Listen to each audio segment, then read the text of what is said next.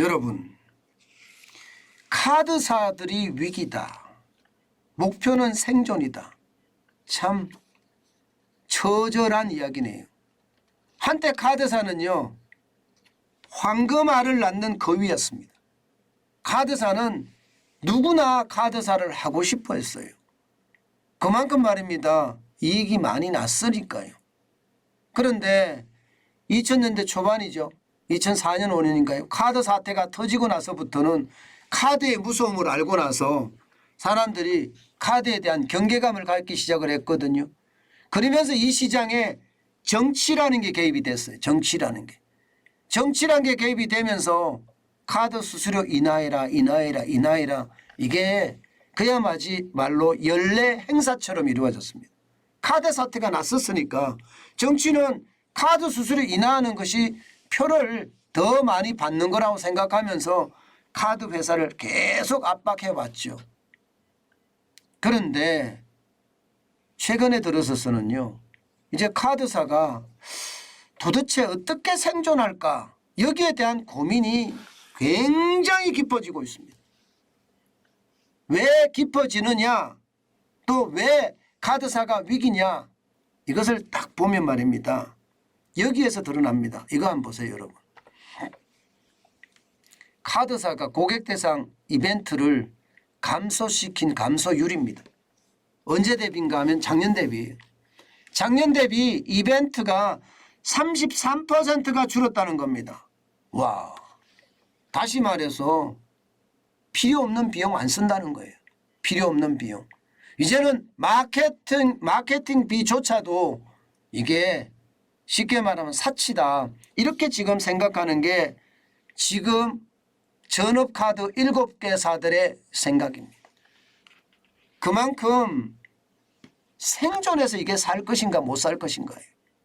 카드 수수료에서 이익이 많이 안 나니까 결국은 카드사들은 어떤 일을 벌리나요? 카드 론을 많이 일으키잖아요. 그죠? 또 리볼빙이라는 서비스를 굉장히 많이 활성화시킵니다. 카드를 너무 많이 써서 그 다음 달에 못 갚으면 천천히 갚아라. 대신에 이자를 많이 매기는 거죠. 그런데 이것도 여의치가 않습니다. 이것도. 왜냐고요? 여러분 이거 한번 보세요. 이게 카드채 금리인데요. 11월 22일 현재 5.974%입니다. 카드채가 일반적으로 이야기할 때 여전채하고 똑같거든요. 카드채를 발행을 해서 시중에서 돈을 끌어오면 그 돈으로 카드 론을 해준다든가 카드 리볼빙을 해주는 거거든요. 그런데 여러분 보시다시피 6%로 끌고 와서 도대체 얼마를 하면 카드사에 이익이 될까요? 카드사에. 법정 최고 한도 금리는 20%입니다. 20%. 그러면 여러분 이게 8월에 3%로 끌고 왔을 때 이게 법정 최고 한도의 금리까지 안 가도 좀 이익을 낼 수 있었겠죠. 그런데 이게 카드채 어떤 조달금리가 워낙 세니까 결국 말입니다. 카드 회사들은 이게 카드론도 이제 해주면 안 돼. 잘못하면 이게 파산이 일어나서 오히려 손해를 끼칠 수가 있어. 그러면서 요즘은 카드론도 좀 자제하는 분위기예요. 이대로 계속해서 지금 주는 것은 아니다. 왜냐하면 이자가 조달 이자가 너무 올랐으니 마진이 그만큼 줄어들고 그에 대한 실물 경제가 망하면서 부실이 쌓여서 카드사 전체로 영향을 미칠 수가 있다. 이런 생각이 굉장히 커진 거예요. 굉장히 커진 거예요. 그러니까 카드사들이 목표는 생존이다 이렇게 말을 하는 겁니다. 그만큼 어려워진 거예요. 실제로도 말입니다. 지금 금리를 보면요. 마구마구 올리고 있다 이런 생각이 들어요. 카드사들이 자동차 할부 대출 금리를 보면 말입니다. 지난 10월에 4.3에서 4.4%거든요. 11월에는 8.4%로 무려 2배를 올렸습니다. 놀랍죠? 롯데카드가 그렇게 올렸어요. 삼성카드도 5%에서 5.6%를 6.1에서 7.4까지 올렸습니다. 진짜 놀랍게 많이 올렸죠. 예.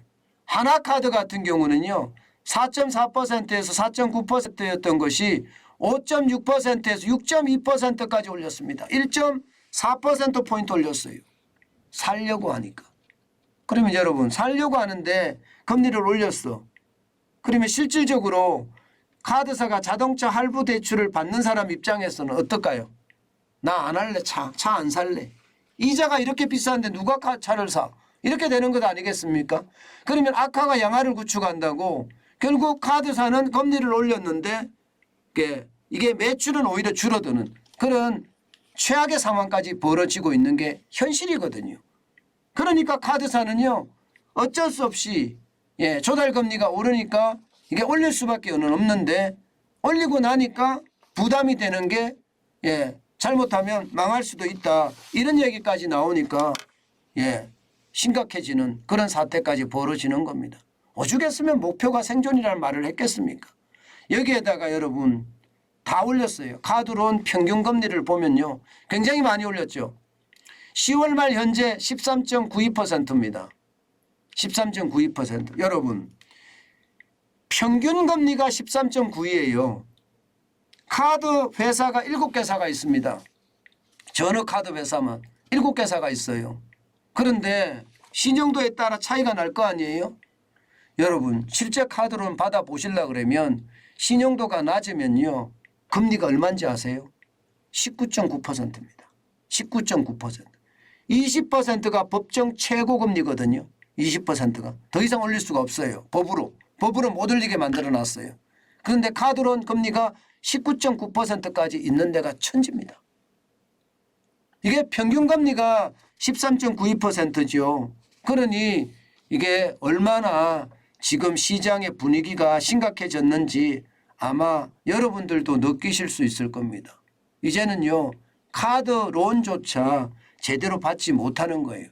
카드사들이 생존을 목표로 하고 있기 때문에 소비자 입장에서는 혜택도 줄어들 뿐만 아니라 카드론도 이제 쉽게 받지 못하겠다.